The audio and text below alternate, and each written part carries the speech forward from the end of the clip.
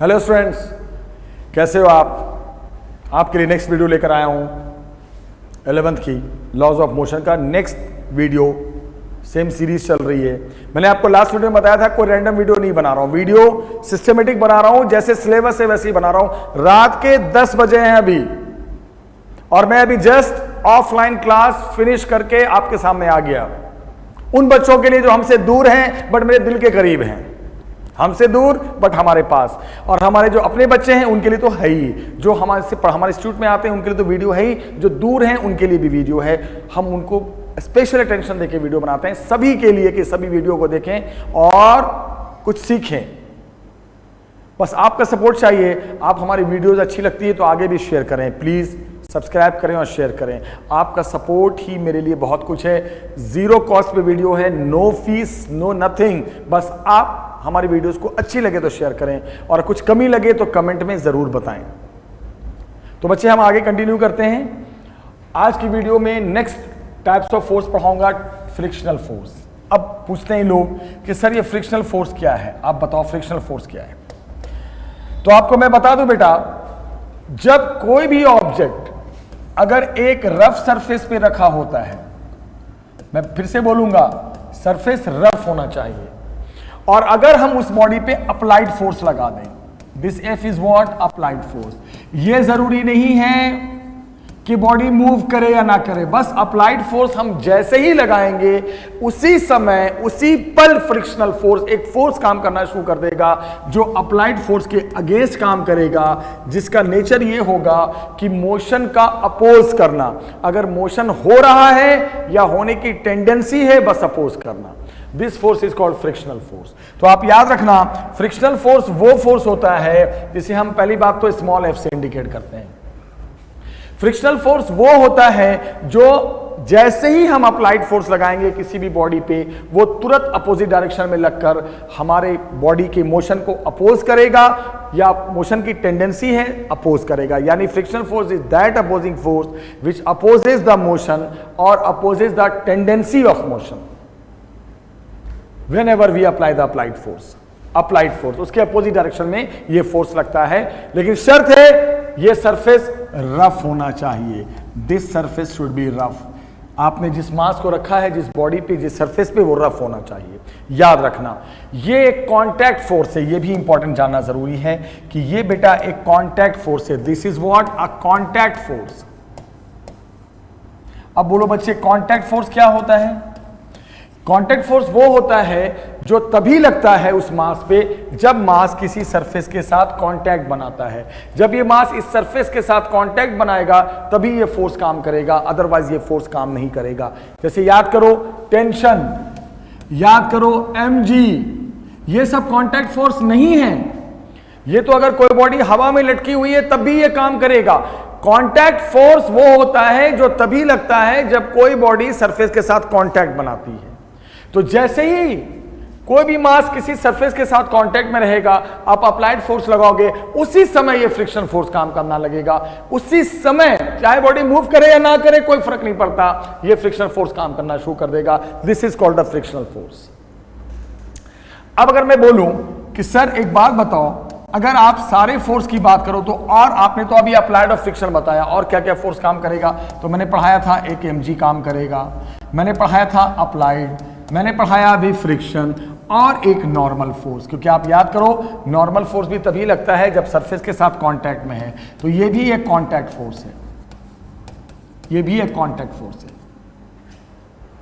तो frictional force is a contact force as well as normal force is also a contact force. ये तभी लगता है जब कोई मास सरफेस के साथ कांटेक्ट बनाता है। तो फिजिक्स में रूल है कि ये फ्रिक्शनल फोर्स चूंकि कांटेक्ट फोर्स है तो ये दूसरे कांटेक्ट फोर्स पे ही डिपेंड करेगा। It means this frictional force will be directly proportional to normal force. क्योंकि frictional force is a contact force, तो ये दूसरे कांटेक्ट फोर्स पे ही डिपेंड करेगा और किसी पे डिपेंड नहीं करेगा, ध्यान रखना। सो frictional force is a contact force, so it will depend on another contact force. This is called the frictional force. तो अब बताओ बेटा, जब आप प्रोपोर्शनल साइन हटाओगे, ऑब्वियस सी बात है, जब आप क्या हटाओगे बेटा, जब आप फ्रिक्शनल फोर्स, हाँ अब आगे आ जाओ, थोड़ा सा नीचे कर लो, अब बताओ, और नीचे कर लो, ठीक है। अब बताओ आप, फ्रिक्शनल फोर्स कैसा फोर्स है बेटा? Contact force. तो कांटेक्ट फोर्स दूसरे कांटेक्ट फोर्स पे ही डिपेंड करता है। आई मीन टू से कि जब जितना ज्यादा ये सरफेस जितना ज्यादा इस बॉडी पे नॉर्मल फोर्स लगाएगा उतना ही ज्यादा फ्रिक्शनल फोर्स लगेगा, because contact force depends on another contact force. और जब आप प्रोपोर्शनल साइन हटाओगे तो आपको अच्छे से पता है कि कभी भी हम प्रोपोर्शनल साइन हटाते तो एक कांस्टेंट आता है, this constant is called mu. Yes, mu. This contact force, this constant, एक minute, yes, this is the formula of the frictional force. यहां जो म्यू देख रहे हो, जो इक्वेशन में कांस्टेंट आया है, this mu is called coefficient of friction. याद रखना बेटा, this constant is called coefficient of friction. Yes, this is the concept. और ये जो कांस्टेंट आया है म्यू, क्या पढ़ते हैं? म्यू। देखने में यू जैसे लगता है बट पढ़ते हैं म्यू। ये नेचर ऑफ सरफेस पे डिपेंड करता है। अगर कोई सरफेस जितना ज्यादा रफ होगा, ये म्यू की वैल्यू उतनी ज्यादा होगी, याद रखना। This mu and this mu, अगर आप म्यू की बात करो, म्यू को अलग से समझना है तो म्यू को आप लिख सकते हो फॉर्मूले से F/m। यहां से आ जाओ, फ्रिक्शन बाय नॉर्मल। और friction is also force, normal is also force. तो फोर्स ऑफ फोर्स की यूनिट कुछ बचेगी नहीं। तो म्यू के बारे में एक और बात ध्यान रखना कि इट इज यूनिटलेस। ये यूनिटलेस भी होता है। क्यों? It is the ratio of two forces. तो एक फॉर्मूला हम याद कर लेते हैं आज कि फ्रिक्शनल फोर्स का फॉर्मूला होता है mu into N.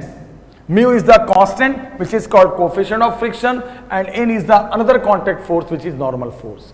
And the formula of the frictional force is mu into N. याद रखना, mu into N. This is the formula of the frictional force. एक फॉर्मूला बना है, हमेशा याद रखना।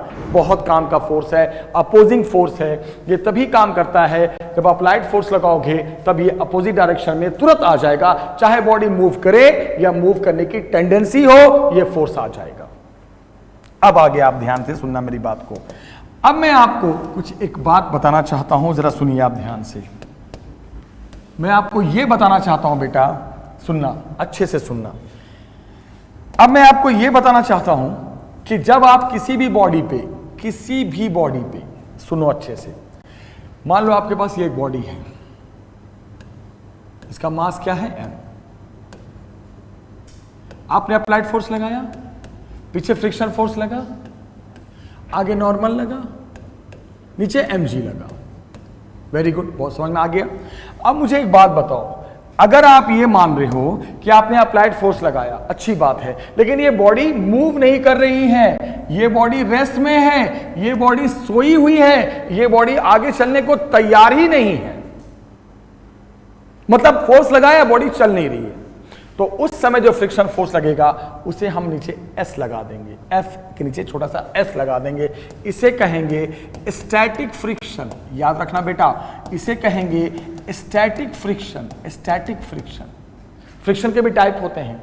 आपने फोर्स लगाया, बॉडी चल नहीं रही है, इसका मतलब जो फ्रिक्शन लग रहा है वो कहलाएगा स्टैटिक फ्रिक्शन। मतलब जब फोर्स लगाने के बाद बॉडी पूरी तरह से रेस्ट में हो, मूव करने का नाम ना ले, उस समय जो फ्रिक्शन लगेगा उसे कहेंगे स्टैटिक फ्रिक्शन। अब जरा एग्जांपल सुनो आप ध्यान से। मान लो एक एग्जांपल कि ये अप्लाइड फोर्स जब तक 10 न्यूटन नहीं होगा ये बॉडी मूव नहीं करेगी। जस्ट एग्जांपल, एक एग्जांपल बता रहा हूं कि जब तक ये फोर्स 10 न्यूटन नहीं होगा ये बॉडी मूव नहीं करेगी। सोचो आप 10 न्यूटन पे ही मूव करोगी, तो आप सोचो जब आप 5 न्यूटन लगाओगे तभी ये 5 न्यूटन रहेगा, ये 6 न्यूटन करोगे ये 6 न्यूटन रहेगा, क्योंकि जब बॉडी मूव नहीं कर रही है इसका मतलब ये फोर्स इसको बैलेंस कर रहा है। मेरे कहने का मतलब है स्टैटिक फ्रिक्शन हमेशा अप्लाइड फोर्स को बैलेंस करता है, क्योंकि ये तभी लगता है जब बॉडी अप्लाइड फोर्स लगाने के बाद मूव ना करे। तो इसका मतलब ये हुआ जब आप फोर्स अप्लाई करोगे और उसके बाद बॉडी मूव ना करे तब जो फ्रिक्शन लगेगा हम उसे स्टैटिक फ्रिक्शन कहेंगे। तब हम उसे क्या कहेंगे? Static friction. और स्टैटिक फ्रिक्शन हमेशा अप्लाइड फोर्स के बराबर होगा। क्यों? अगर मूव नहीं कर रहा है तो ऑब्वियस सी बात है अप्लाइड फोर्स के बराबर ही होगा। जब तक ये बॉडी मूव नहीं करेगी तब तक स्टैटिक फ्रिक्शन अप्लाइड फोर्स के बराबर होगा। इसीलिए इसको कहते हैं, इस फोर्स को, किस फोर्स को बेटा? स्टैटिक फ्रिक्शन को, कि ये सेल्फ एडजस्टिंग फोर्स है। क्या फोर्स है ये? Self adjusting force. क्यों? क्योंकि ये force, frictional force, static frictional force अपने आप को अप्लाइड के अकॉर्डिंग एडजस्ट करता है जब तक कि बॉडी मूव ना करे। जैसे मैंने क्या एग्जांपल दिया था, ये 10 न्यूटन पे बॉडी मूव करेगी, जब तक हम 10 न्यूटन नहीं लगाएंगे बॉडी मूव नहीं करेगी। तो अगर 5 न्यूटन है तो ये भी 5 न्यूटन, 6 न्यूटन है तो ये भी 6 न्यूटन, 7 न्यूटन है तो ये भी 7 न्यूटन, 8 न्यूटन है तो ये भी 8 न्यूटन, 9 न्यूटन है तो ये भी 9 न्यूटन। जब तक ये बॉडी मूव नहीं करेगी तब तक ये अपने आप को अप्लाइड फोर्स के अकॉर्डिंग एडजस्ट करता रहेगा। इसीलिए कहते हैं कि ये फोर्स सेल्फ एडजस्टिंग फोर्स है, ये फ्रिक्शन सेल्फ एडजस्टिंग है, ये अपने आप को अप्लाइड फोर्स के अकॉर्डिंग एडजस्ट करता है। कब तक? जब तक रुकी हुई है तब तक एडजस्ट करता रहेगा। That's why this is called what? Self adjusting force. अब बेटा एक बात बताइए, अभी मैंने फ्रिक्शन फोर्स का फॉर्मूला पढ़ाया था म्यू इंटू एल। तो एक बात ध्यान रखना, जब मैं स्टैटिक फ्रिक्शन पढ़ाऊंगा तो म्यू के नीचे भी स्टैटिक लगा दूंगा। इसका मतलब म्यू को, इस म्यू के नीचे भी एस लग जाएगा। इसका मतलब this is coefficient of static friction, coefficient of static friction. तो ये पहला टाइप है फ्रिक्शनल फोर्स का, स्टैटिक फ्रिक्शन। तो जब आप फोर्स लगाओ और बॉडी मूव ना करे, जब तक बॉडी मूव नहीं करेगी तब तक स्टैटिक फ्रिक्शन कहलाएगा, और ये हमेशा अप्लाइड के बराबर होगा क्योंकि बॉडी मूव नहीं कर रही है। और जब तक बॉडी मूव नहीं करेगी तब तक अप्लाइड फोर्स जो भी हो जाए, 2 4 6 8 10 20 25 50 100 आधे तो ना हो जाए, स्टैटिक फ्रिक्शन अप्लाइड के बराबर ही होगा। तभी कहते हैं this is self adjusting force. This is the first type of friction. अब हम, ये तो फर्स्ट टाइप था फ्रिक्शन का, सेकंड टाइप। अब सुनो मैं क्या बोल रहा हूं। फिर ये मास ले लिया, फिर आपने अप्लाइड फोर्स लगाया, फिर नीचे mg लगाई तो लगना ही लगता है, ऊपर नॉर्मल लगा। लेकिन अब जो बॉडी है, ध्यान से सुनना, अब मान लो बॉडी टेंड्स टू मूव के कंडीशन में आ गई। टेंड्स टू मूव मतलब, टेंड्स टू मूव मतलब कि मूव करने के कंडीशन में आ गई, मतलब बॉडी अब चले कि तब चले, इस कंडीशन में आ गई। आपने अप्लाइड फोर्स लगाया, जैसे मैंने क्या एग्जांपल दिया था कि ये बॉडी तभी चलेगी जब ये फोर्स 10 न्यूटन हो जाए। मैं 10 न्यूटन को मान रहा हूं, इसको चला आगे बढ़ाने के लिए 10 न्यूटन। अब आपने मान लो अप्लाइड फोर्स 9.9 न्यूटन तक पहुंचा दिया, तो 9.9 न्यूटन पे क्या होगा? सोचो, ये मूव करने के लिए तैयार हो गई है कि अब हल्का सा फोर्स भी इसको बढ़ा देगा। तो जब बॉडी टेंड्स टू मूव के कंडीशन में आ जाए कि एकदम तैयार हो गई है चलने के लिए, उस समय जो फ्रिक्शन लगेगा उसे हम लिमिटिंग फ्रिक्शन कहेंगे बेटा, उसे हम लिमिटिंग फ्रिक्शन कहेंगे। क्या कहेंगे? Limiting friction. याद रखना, मैं हाईलाइट कर रहा हूं, इसे कहेंगे लिमिटिंग फ्रिक्शन। याद रखना, this is called limiting friction.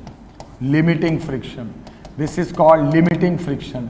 मतलब जब बॉडी एकदम मूव करने के लिए तैयार हो जाती है, चलती नहीं है, तैयार हो गए, तैयार, पूरा तैयार, सेट वेट बाल तैयार, भैया अब हम चले, बहुत हो गया, बहुत रोक लिया इसने, बहुत रोक लिया, अब हम चले। अब तो जिस समय बॉडी एकदम तैयार होती है चलने के लिए कि एकदम टेंस टू मूव, उस समय जो फ्रिक्शन होगा उसे लिमिटिंग फ्रिक्शन कहेंगे।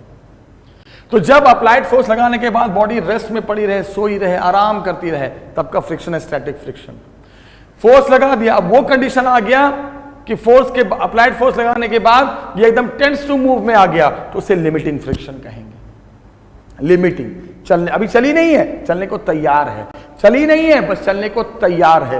तो इस समय भी जो फ्रिक्शन होगा, लिमिटिंग फ्रिक्शन, उस समय जो भी अप्लाइड है 9.9 जो भी आपने माना है वो अप्लाइड के बराबर ही होगा, क्योंकि चली तो नहीं है, चलने को तैयार है। इसका मतलब लिमिटिंग फ्रिक्शन भी अप्लाइड के बराबर ही होता है। कौन सा अप्लाइड? जो उसको चलाने को अब तैयार हो गया है। बहुत सारे लोग ऐसे बोलते हैं कि सर ऐसे आप क्यों नहीं बोलते हो कि ये जो लिमिटिंग फ्रिक्शन है, बहुत सारे लोग ऐसे बोलते हैं कि सर आप ऐसे क्यों नहीं बोलते हो कि जो लिमिटिंग फ्रिक्शन है, ये जो लिमिटिंग फ्रिक्शन है, आप ऐसे बोलो कि ये मैक्सिमम वैल्यू है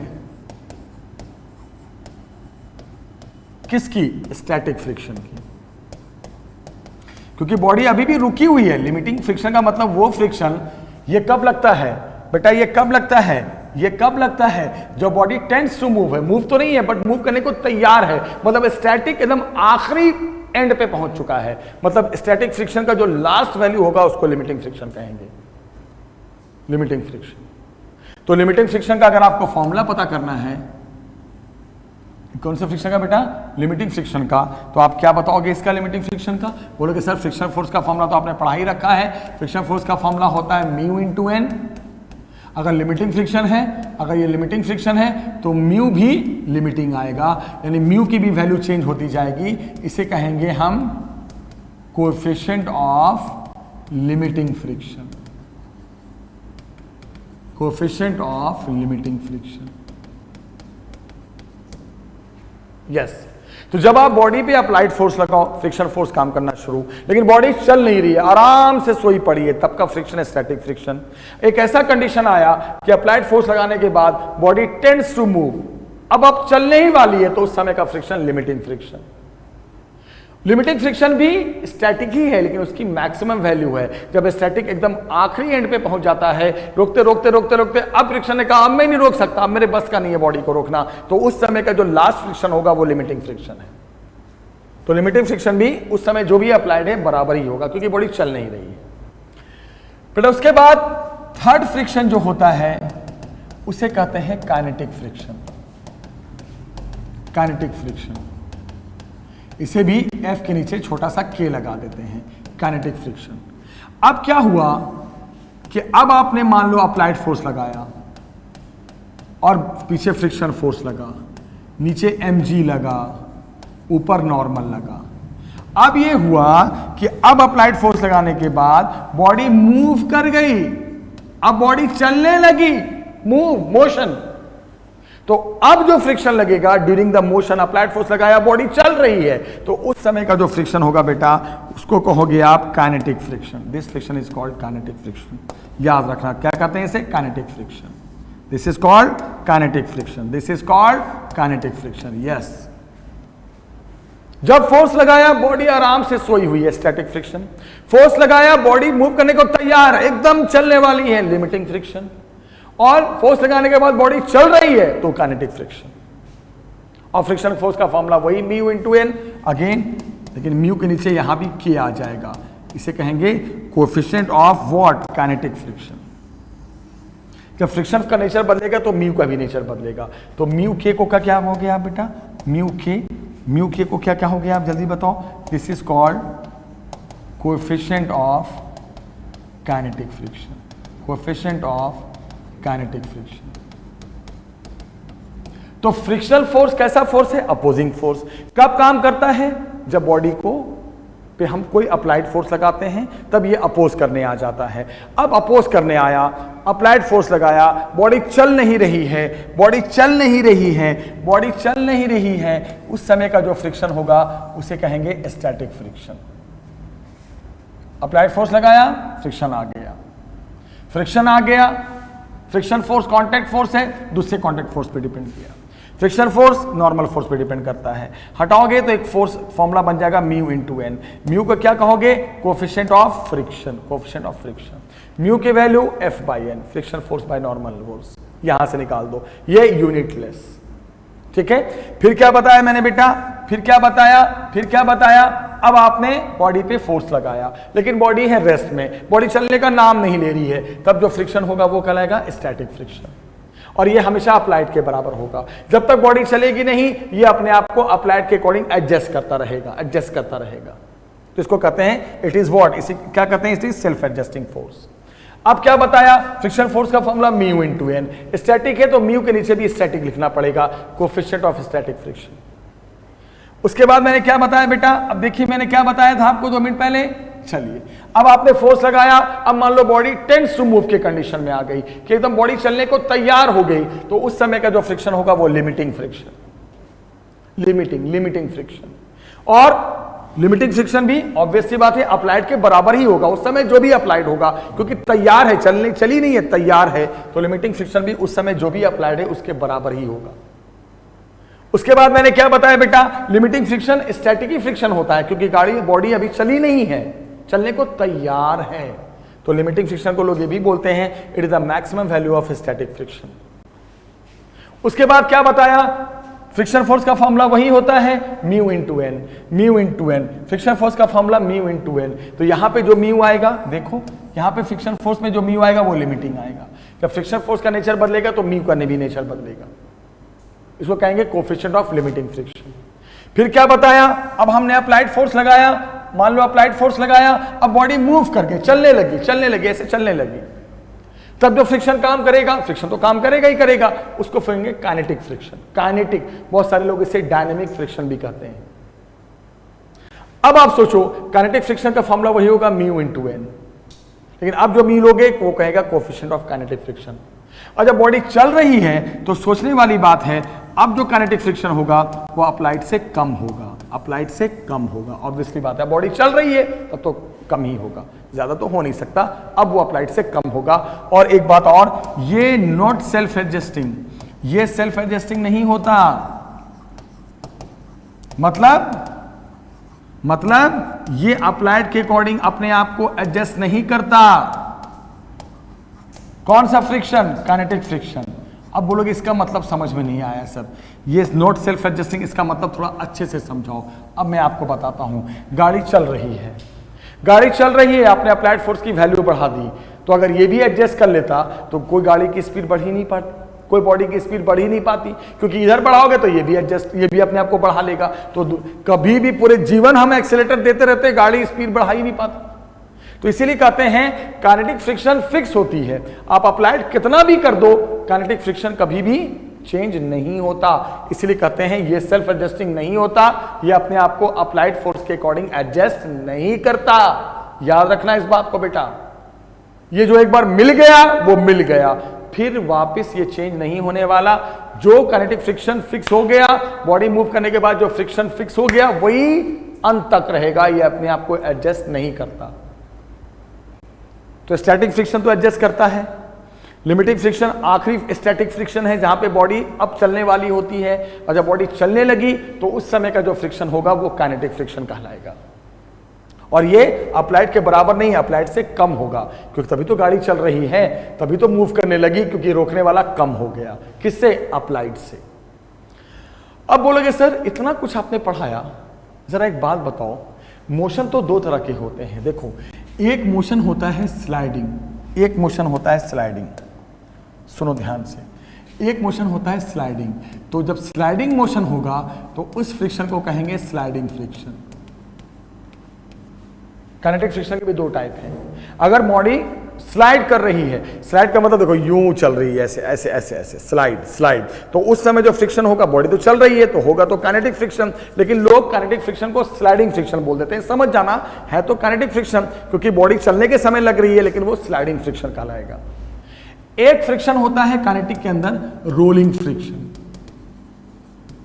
रोलिंग फ्रिक्शन, क्योंकि बॉडी दो तरह का मोशन करती है, ऐसे स्लाइड और ऐसे अगर कर रही, दिख रहा है मारकर, ये रोल रोल दोनों, ये स्लाइडिंग भी मोशन है और रोलिंग भी मोशन है। तो रोलिंग के समय जो फ्रिक्शन लगेगा वो कहलाएगा rolling friction. It means kinetic friction के ही अंदर आते हैं वो, तो मोशन जब होगा, जब बॉडी मूव करेगी तभी ये फ्रिक्शन काम करेगा। अब मोशन अगर स्लाइडिंग है, ऐसे ऐसे ऐसे ऐसे स्लाइडिंग है तो स्लाइडिंग फ्रिक्शन, और अगर ऐसे रोल कर रही है तो वो रोलिंग फ्रिक्शन है, तो दोनों काइनेटिक फ्रिक्शन। ये है फ्रिक्शन। अब बोलोगे सर ऐसा है, टाइम पास आपने बहुत कर लिया, ऐसा कुछ बताओ कि मुझे थोड़ा सा अच्छे से समझ में आ जाए। तो मैं ग्राफ बना देता हूं, सब समझ में आ जाएगा। जैसे आप देखो, मैं ग्राफ बना रहा हूं, इस ग्राफ में क्या है, यहां पे मैं ले रहा हूं अप्लाइड फोर्स और यहां पे ले रहा हूं फ्रिक्शनल फोर्स। ग्राफ समझना, ग्राफ बहुत इंपॉर्टेंट है।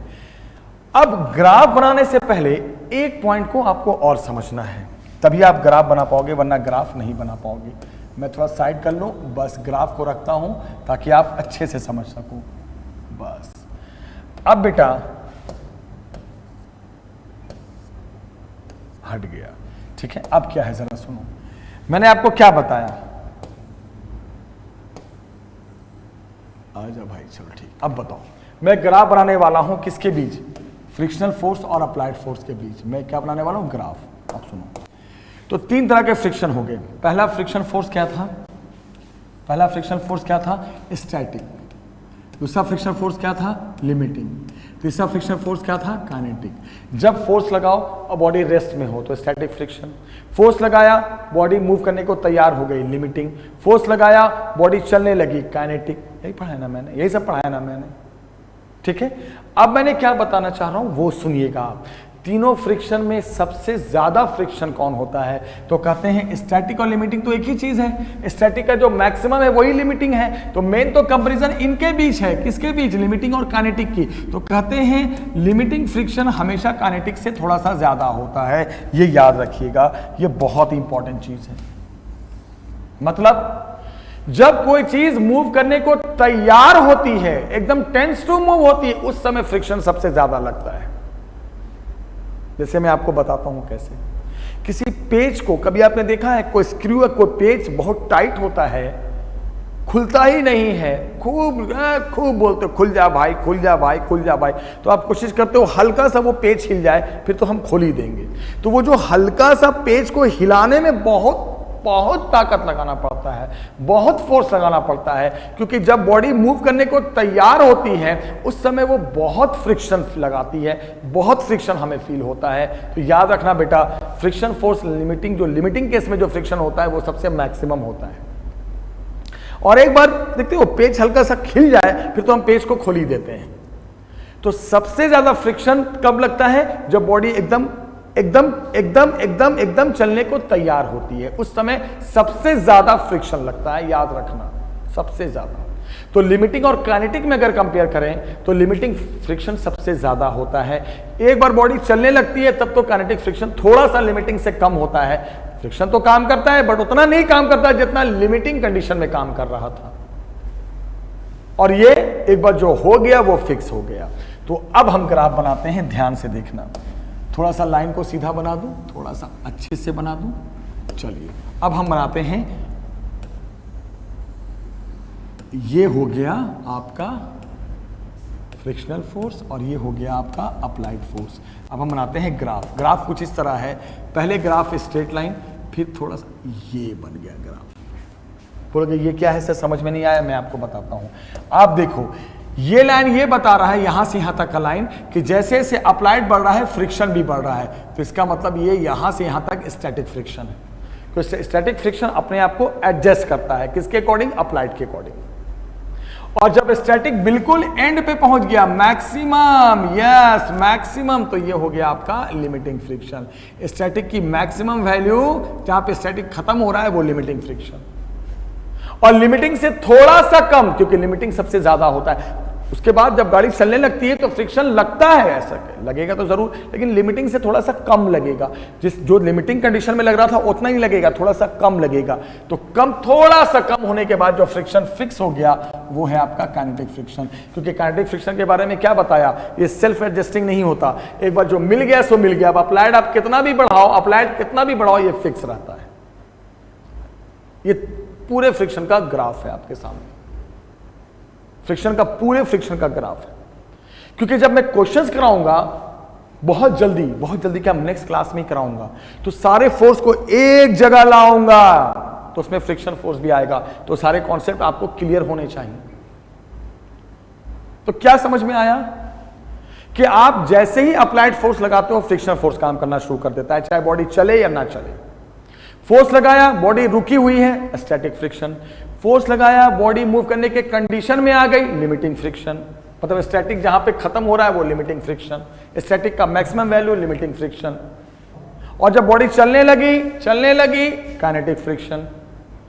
और लिमिटिंग और काइनेटिक में क्या लिमिटिंग के बराबर काइनेटिक होता है? बिल्कुल नहीं, होता ही नहीं है।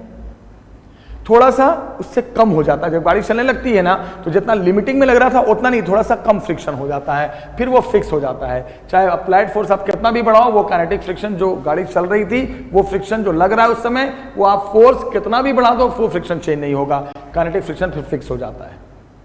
तो 3 तरह के फ्रिक्शन होते हैं, इसको ध्यान रखिएगा। तो अब जाकर सारे फोर्स मैंने जो जरूरत थे इस चैप्टर में फिनिश कर दिए। थोड़ा सा रिवाइज कर लो। पहला फोर्स मैंने आपको क्या पढ़ाया था? बेटा ग्रेविटेशनल फोर्स। दूसरा फोर्स मैंने आपको क्या पढ़ाया था? टेंशन। तीसरा फोर्स मैंने क्या पढ़ाया था? नॉर्मल। चौथा फोर्स मैंने क्या पढ़ाया था? याद करो, स्यूडो फोर्स, लास्ट वीडियो में देखना। पांचवा फोर्स मैंने क्या पढ़ाया था आपको याद होगा, सेंट्रीपेटल फोर्स। और 6 फोर्स आज मैंने फिर पढ़ाया था, स्प्रिंग फोर्स, याद कीजिएगा लास्ट वीडियो में, स्प्रिंग फोर्स। और आज मैंने क्या पढ़ाया, लास्ट फोर्स, फ्रिक्शनल फोर्स। इतने ही फोर्स हमें चाहिए इस चैप्टर में। ऐसे तो फोर्स के बहुत टाइप हैं, बट इतना ही चाहिए। 7 type of force, 7 types of, 7 तरह, 7 टाइप्स ऑफ फोर्स। सब फोर्स की जरूरत है। अभी तो मैं सब फोर्स पढ़ा रहा हूं, अगली क्लास में सच बोलूं बड़े जबरदस्त क्वेश्चंस कराऊंगा, इक्विलिब्रियम ऑफ फोर्स पढ़ाऊंगा। सच्ची बोल रहा हूं, कसम खा के बोल रहा हूं, झूठ नहीं बोल रहा हूं। अगली क्लास में पढ़ाऊंगा इक्विलिब्रियम ऑफ फोर्स। अभी तो भैया ट्रेलर था, फिल्म तो अभी बाकी है, अभी तो झांकी है, पूरी फिल्म बाकी है।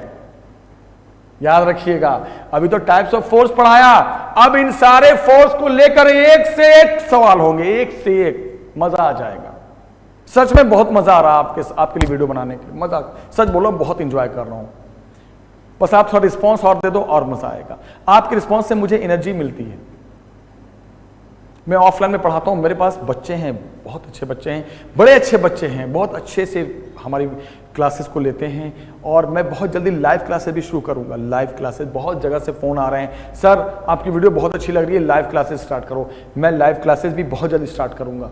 बहुत जगह से, हिमाचल से फ़ोन आया, पंजाब से फ़ोन आया, जम्मू कश्मीर से फ़ोन आया, बस पाकिस्तान से फ़ोन नहीं आया। भैया ना आए पाकिस्तान से फ़ोन, मैं चाहता भी नहीं हूँ। कहीं पाकिस्तान और चाइना वाले फ़ोन करने लगे तो भैया फिर तो हो गया।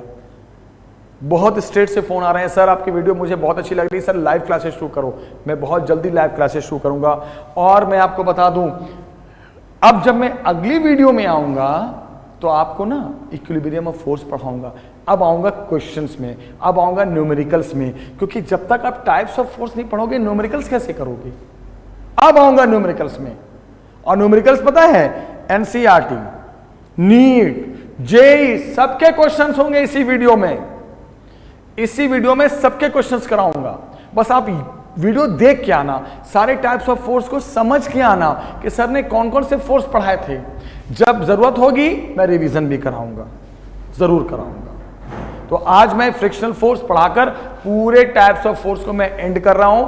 अगली क्लास में जब आप आओगे बेटा, तो अगली क्लास में मेरा टॉपिक होगा equilibrium of force. Equilibrium of force बहुत अच्छा टॉपिक होगा और इसमें बड़े जबरदस्त सवाल होंगे।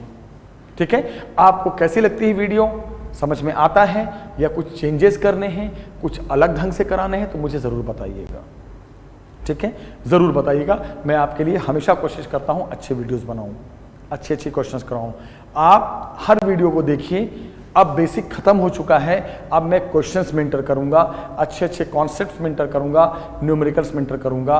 पहले बेसिक करो तब आगे बढ़ो, पहले पहली सीढ़ी चढ़ो, पहले स्टेप चढ़ो, तब आप आखिरी स्टेप पे करोगे। वरना आपको रस्सी पकड़ के शॉर्टकट से कुछ नहीं होता, ये ध्यान रखना। अगली वीडियो बहुत ज़बरदस्त होने वाली है, इसमें एक से एक क्वेश्चंस होने वाले हैं। ये टाइप्स ऑफ फोर्सेस एक बार वीडियो में रिवाइज करके आना, तब मैं आगे की क्वेश्चंस कराऊंगा, पक्का कराऊंगा, सच कराऊंगा। ठीक है, तो अगली वीडियोस में मिलते हैं बेटा, ज़रूर मिलते हैं। लेट हो गया, 11 बजे, भूख भी लगी है बहुत, 3 बजे से क्लास ऑफलाइन ले रहा था, अभी आया हूँ आपके लिए।